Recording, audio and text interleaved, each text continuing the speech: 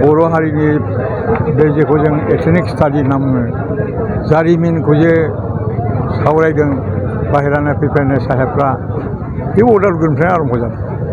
बर'खौ मिथिनाया अदालगुरिनिफ्रायसो फुरा फट' लानानै बर' हारिनि महर मोखाङा माबादि बे जारिमिन बिजाबाव बिनिफ्रायसो प्रथम आरम्भ जादों। दाखालि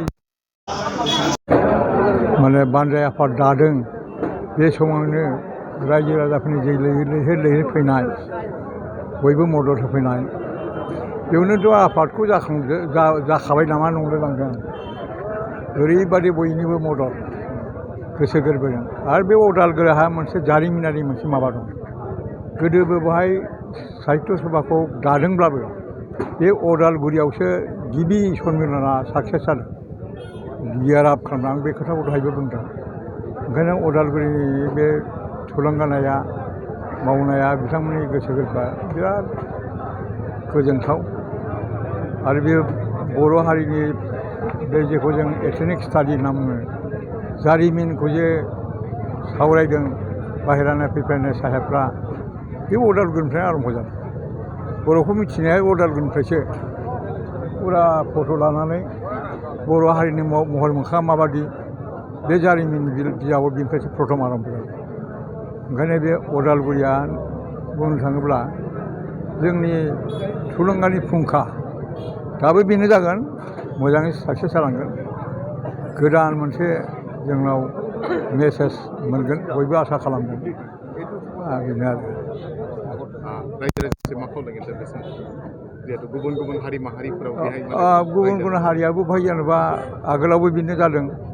बे जायगानि जायनाखि बर' नङा माने हिरालाल माबा होननाया पाटगिरि बिथाङानोथ' एकदम दैदेननानै बिथाङानो रांखावरि होनानै सहाय खालामनानै बै जथुम नाखौ बिथाङानो देरहासार खालामदों। दिनैबो नुनो मोनबाय बयबो गाजा गोमजायै रंजा बाजायै बयबो लोगो लाफैदों। ओंखायनो आसा खालामनो हायो बिदिन्थि बे बर' नङा बयबो ज' ज' लोगो जोंनि थुनलाइ सिबिनायखौ गोजौ थाखोआव लांनो हागोन बेखौनो आं मिजिंथिदों आरो। साख्रि नागिरग्रा सुबुंफोरनि थाखाय गोजोनथाव खौरां।